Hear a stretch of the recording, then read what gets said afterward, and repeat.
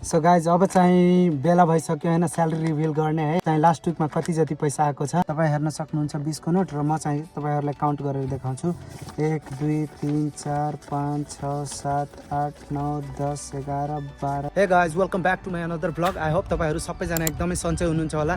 PSW एप्रुभड भएको 6 महिना भन्दा बेसी हुन लागिसक्यो। पीएसडब्ल्यू मा म कुन काम गर्छु, के काम गर्छु, कस्तो कम्पनी हो र विकली र मन्थली म कति जति अर्न गर्छु र अर्न गरिसकेपछि मेरो सेभिङ चाहिँ कति हुन्छ पीएसडब्ल्यू मा सबै कुराहरु सेयर गर्छु। र तपाईहरु पनि सोचिरहनु भएको छ फ्युचरमा गएर पीएसडब्ल्यू एप्लाई गर्ने भने पीएसडब्ल्यू मा तपाईहरु कति अर्न गर्न सक्नुहुन्छ र तपाईहरु कति सेभ गर्न सक्नुहुन्छ, त्यो बारेमा पनि म ओभरअल आफ्नो एक्सपिरियन्स सेयर गर्छु। र पीएसडब्ल्यू हाम्रो लागि एकदमै बेस्ट हो है, एकदमै बेस्ट अपर्चुनिटी हो। यति बेला नै हामीले जति पनि आफ्नो इन्भेस्टमेन्ट गरेको हुन्छ ओभरअल त्यो सबै निकाल्ने र आफ्नो फ्युचरको लागि पैसाहरु सेभ गर्ने एउटा बेस्ट अपर्चुनिटी छ। सो त्यहाँबाट हामीले पैसाहरु सेभ गरेर नेक्स्ट प्रोसेस जुन वर्किङहरु भिजाहरु भयो अथवा कुनै पनि सेटलमेन्ट किसिमको जुन नेक्स्ट प्रोसेसहरु हुन्छ त्योमा चाहिँ हाम्रो लागि एकदमै बेनिफिट हुन जान्छ यदि हामीले यति बेला चाहिँ पैसा सेभ गरेर राख्न सक्यो भने। इफ यदि गर्न सकेन भने हामीलाई पनि अब अर्को प्रोसेसहरु हुन्छ हैन। अब जस्तै कि धेरै जनाहरुलाई मैले हेरेको पनि छु त्यतिकै नेपालहरु फर्केको, कता के इलिगल एक्टिभिटिजहरु गरेको।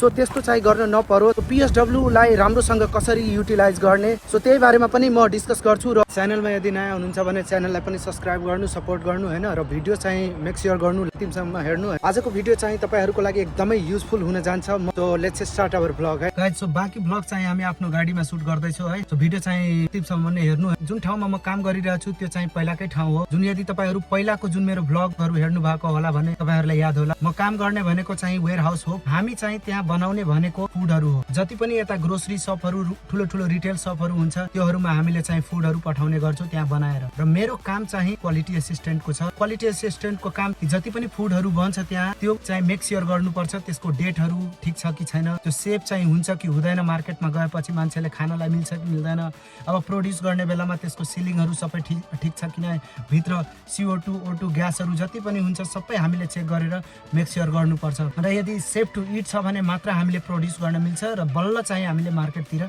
पठाउने गर्ने गरेका छौं। कम्पनीहरु कस्तो कम्पनीहरु तपाई त्यो नामहरु पनि सुन्नुभयो होला, जस्तै कि आजदा, लिडेल, टेस्को, अल्दी हैन, मोरिसन, सेन्सबरी यस्तो ठुलो रिटेलहरु छ युकेमा।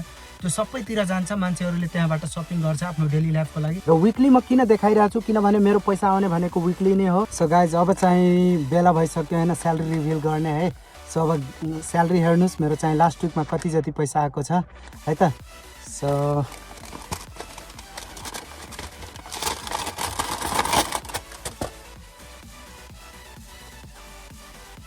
सो यो चाहिँ स्यालेरी भयो है मेरो चाहिँ यो लास्ट विकको हो हैन। तपाईहरु यदि पे स्लिप पनि हेरिरहनु भएको छ भने तपाई यो पे स्लिपबाट थाहा पाइहाल्नुहुन्छ कि म चाहिँ कति घण्टा काम गरेको छु लास्ट विकमा हैन, र कुन डेटमा मैले काम गरेको छु, कहिले रिसिभ गर्ने छु हैन। त्यो सबै चाहिँ तपाईले पे स्लिपबाट हेरिसक्नु भयो होला। जुन होलिडे लेखिरहेको होला होलिडेको पनि हामीहरुलाई पे गर्छ वर्षमा 30 दिन तपाई जति बेला लिनु, तर अप्रिल भन्दा पहिला लिइसक्नु पर्छ। र यो भन्दा बढी पनि मेरो अर्निङ छ है। यो मात्र के भन्छ 436 मात्र पनि हैन, यो जस्ट एउटा कन्स्टेन्ट जुन स्ट्यान्डर्ड आवर छ को वेयर हाउसको हैन। अब ओभरअल मन्थलीमा चाहिँ म क्याल्कुलेट गरेर भन्नु पर्दा 2000 प्लस नै हुन्छ किनभने ओभर टाइमहरु पनि मलाई दिइरा हुन्। यो चाहिँ 20 को नोट छ है, तपाई हेर्न सक्नुहुन्छ 20 को नोट। र म चाहिँ तपाईहरुलाई काउन्ट गरेर देखाउँछु।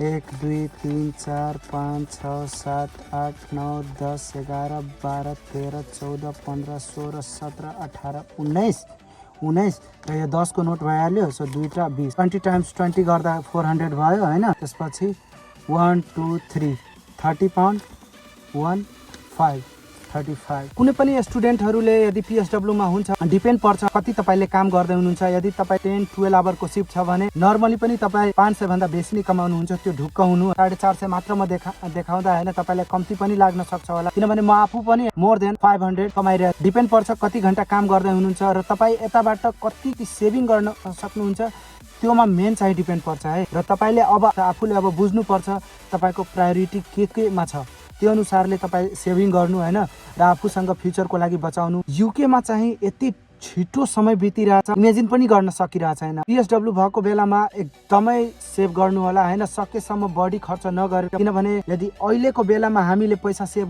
गर्न सकेन भने यता आएपछि तपाईहरु अझै बुझ्न सक्नुहुन्छ कि कति गाह्रो हुन जान्छ। मेरो चाहिँ खर्च चाहिँ कति छ अब भन्नु पर्दा हैन, अब ओभरअल अब तपाई जस्तो ठाउँमा बस्नुहुन्छ त्यही अनुसारको खर्च पनि छ हैन, तर मेरो अहिलेको खर्च चाहिँ 300 भयो तपाईको रुम रेन्ट अनि 200 रुपैयाँ खाने कुराहरुमा जोड्दिनु, त्यति त हुँदैन। 500 जति खर्चमा मज्जाले 1 महिना चल्छ। 2000 कमाएर पनि 500 जति खर्च भयो भने 1500 चोखो अहिले बच्न चाहिँ बचिरहेछ। र तपाईहरु पनि यदि PSW मा आउने सोचिरहनु भएको छ भने आउनुभन्दा पहिला नै तपाईहरु पनि गाडीहरु सिकेर गाडीहरु लिइहाल्नु होला, किनभने आउने बित्तिकै कामहरु स्टार्ट गर्नुभयो भने धेरै राम्रो हुन्छ है। तपाईहरु यदि यतासम्म भिडियो हेर्नु भएको छ भने तपाईहरुलाई धेरै धेरै धन्यवाद, र फेरि पनि हामीले छिटै अर्को भिडियोमा भेट्ने छौं। त्यति बेलासम्मको लागि हैन वेट गर्नु होला, आफ्नो ख्याल गर्नु, बाइ बाइ, टेक केयर।